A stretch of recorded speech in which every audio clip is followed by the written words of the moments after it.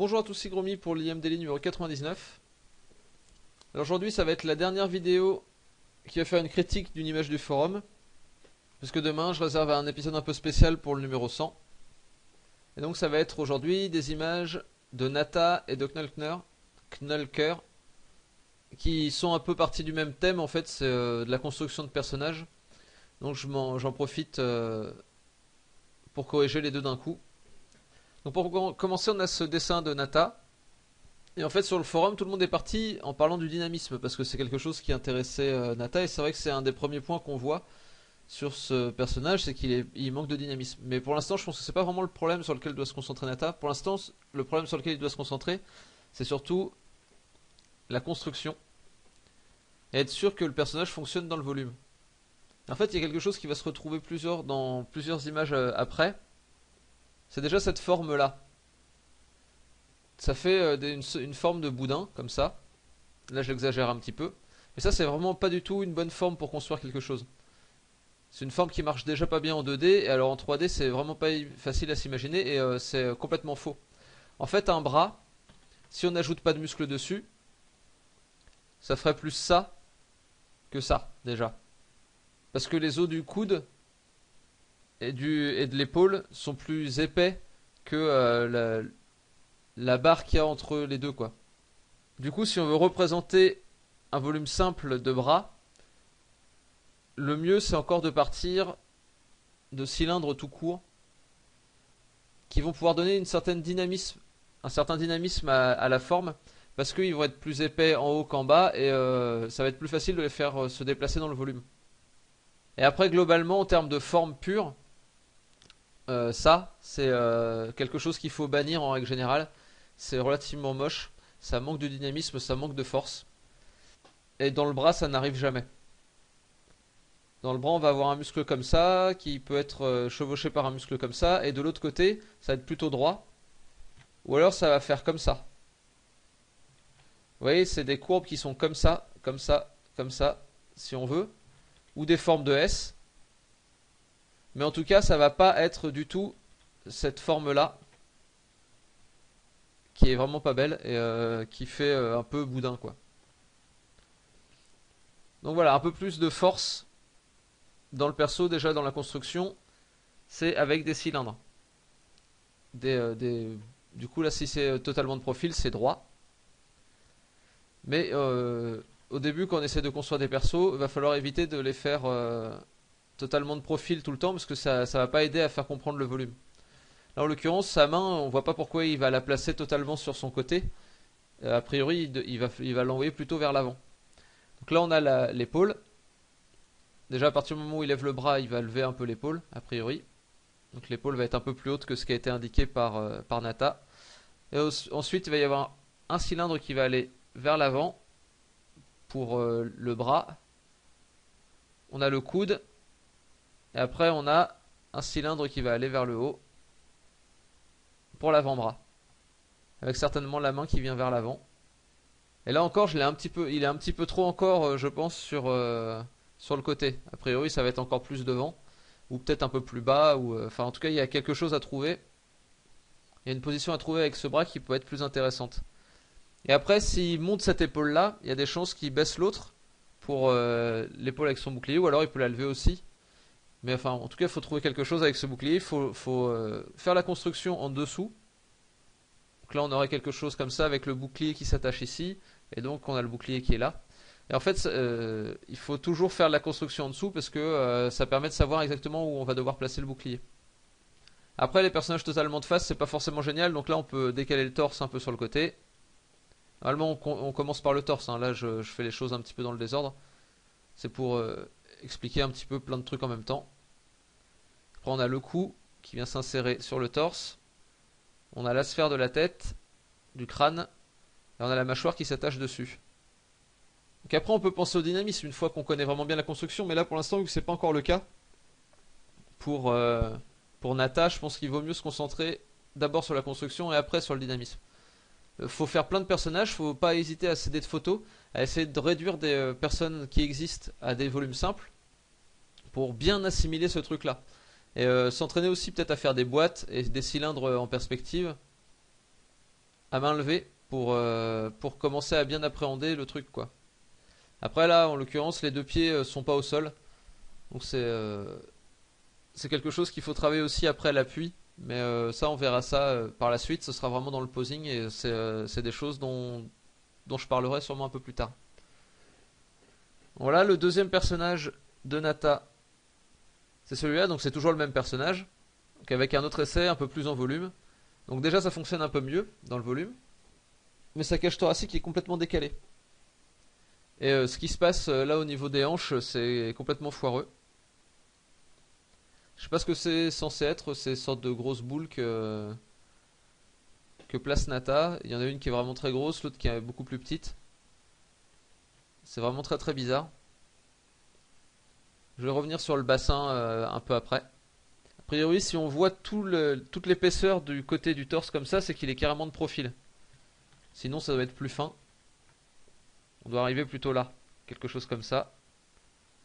Ensuite, on a le cou qui prend une bonne partie. Encore une fois, on le monte. On place la sphère du crâne et la mâchoire par-dessus. On a une épaule qui est sur le côté. Ici, on a un premier cylindre qui va dans ce sens-là. Le coude. Donc là, pardon, je me suis trompé sur ce bras-là, puisqu'en fait, il doit aller en avant. Il doit aller en avant, sinon il passe pas devant le torse. Donc on a un premier cylindre comme ça. Le coude. Un deuxième cylindre comme ça. Et ici on a la main. Et donc on a certainement le bouclier qui vient comme ça se poser par-dessus le reste. Je vais pas laisser le bouclier pour l'instant parce que ça va encombrer plus qu'autre chose. Ensuite on a une épaule qui est là, donc elle est plutôt bien placée. Et donc si le bras va dans la profondeur, quelque chose comme ça, le coude et un deuxième cylindre qui monte comme ça avec la main en feu. Ça, les mains, c'est quelque chose qu'on va travailler par la suite parce que c'est un point qui peut être relativement compliqué. Et en fait, après là, il y a ce problème avec les jambes. Donc je sais pas ce que c'est que ces grosses masses là, effectivement. Mais a priori, donc normalement, on a, si on parle en anatomie pure, on a le fémur qui va se caler comme ça, qui va partir après vers le bas, vers la rotule et tout ça. Donc, en fait, ça part sur le côté. Si on était de face, on aurait la hanche comme ça. Et là, on aurait une sorte de sphère ici qui part après sur le côté et qui redescend pour faire le fémur. Donc là, sur le côté, vous pouvez toucher chez vous, vous avez un os. Et c'est pour ça que pour schématiser, on va en général faire une sphère qui part un peu sur le côté, mais qui n'est pas forcément très très grande, pardon, et qui va pas prendre tout cet espace-là parce que c'est un peu, enfin, ça fait un truc vraiment bizarre. Et après, on a un cylindre qui vient dessus. Donc là, il est vu d'en haut, puisque le personnage est vu légèrement d'en haut. Et faut pas avoir peur d'amincir la jambe en partant vers le bas. Parce qu'au final, c'est ce qui va se passer. Ça va être relativement fin au niveau de la cheville. Et on va rajouter les muscles dessus derrière. Voilà, a priori, on aura quelque chose comme ça. Bon, là, ça tombe un peu en arrière. Parce que j'ai suivi ce que faisait le personnage de Nata. Mais normalement, on doit avoir les jambes qui partent un petit peu plus en arrière. Mais enfin voilà, ça c'est des choses qu'il faut régler en observant des photos. En partant de photos pour trouver des poses. Plutôt que d'essayer de les inventer dès le début comme ça. Au début, il vaut mieux se concentrer sur des photos. Essayer de les réduire en volume simple. Et une fois qu'on est bien à l'aise avec ça, on va pouvoir commencer à inventer ses propres poses. Mais avant, ça paraît compliqué. En plus, ça va nous forcer parfois à essayer à devoir faire des raccourcis. À devoir faire des bras qui vont vers l'avant et ce genre de trucs. Et à bien comprendre ça. En fait, si on fait pas de photos au début, enfin, si on n'utilise pas de photos au début, on va avoir tendance à toujours vouloir faire des personnages de face, des personnages qui sont pas réellement en volume, quoi. Et on va rien comprendre. Là, pour l'instant, c'est un petit peu trop tôt, je pense, pour inventer des poses pour Nata. Donc voilà, ça c'était pour les images de Nata. On va passer à celle de Knulker. Donc qui lui, par contre, est parti de photos. Sauf la dernière, qui est une pose imaginaire. Alors déjà, globalement, c'est bien mieux que ce qu'a fait Nata, parce qu'il est parti vraiment sur les volumes simples, et uniquement les volumes simples pour l'instant. Et du coup, il s'est pas trop perdu dans des tonnes de considérations autres que les volumes simples. Et du coup ça fonctionne relativement bien. Après les poses sont pas très très complexes, mais en tout cas ça va dans le bon sens. Cette pose là je la comprends pas très bien, enfin je sais pas ce qui se passe avec ce pied. Là il y a un peu trop de traits donc du coup je sais pas exactement ce qui se passe. Mais sinon pour le reste on voit à peu près ce qui se passe dans les poses. Donc c'est ça le plus important. En fait avec cette pose là le principal problème c'est que le torse n'est pas assez épais. Qu'a priori le torse doit plutôt être épais comme ça je pense. Et doit être bien vu d'en dessous ouais, pour placer les épaules. Mais après le reste de la pose est plutôt correct. Je pense que là le personnage tombe un petit peu en arrière. Mais c'est vraiment léger. Je pense que là ouais la... Enfin je sais pas exactement comment était la photo mais je pense que le bassin peut être un petit peu plus en arrière. A priori. Et du coup la jambe partir plus comme ça. Ça semble plus correct au niveau de la dynamique de forme. Mais encore une fois, je sais pas comment est la photo, du coup je peux pas vraiment m'en assurer. Donc là, cette jambe là, je la comprends pas du tout. Et sinon, les personnages ont tendance à être un petit peu courts sur pattes. Là, on voit que la distance entre ça et ça est plus petite que ça et ça. Ce qui est relativement bizarre, ça veut dire qu'il a un tibia plus grand que la cuisse. C'est peut-être parce que ça va vers l'avant, j'en sais rien. Là, ça va peut-être pas assez vers l'avant en fait, du coup. Il faut peut-être insister un peu plus dessus. Avec des courbures plus prononcées. Pour vraiment bien indiquer que ça va vers l'avant. Parce que là, du coup, je suis un petit peu entre les deux. Je sais pas exactement si ça va vers l'avant ou pas. Parce que ici, là, le tibia a l'air plus court que la cuisse.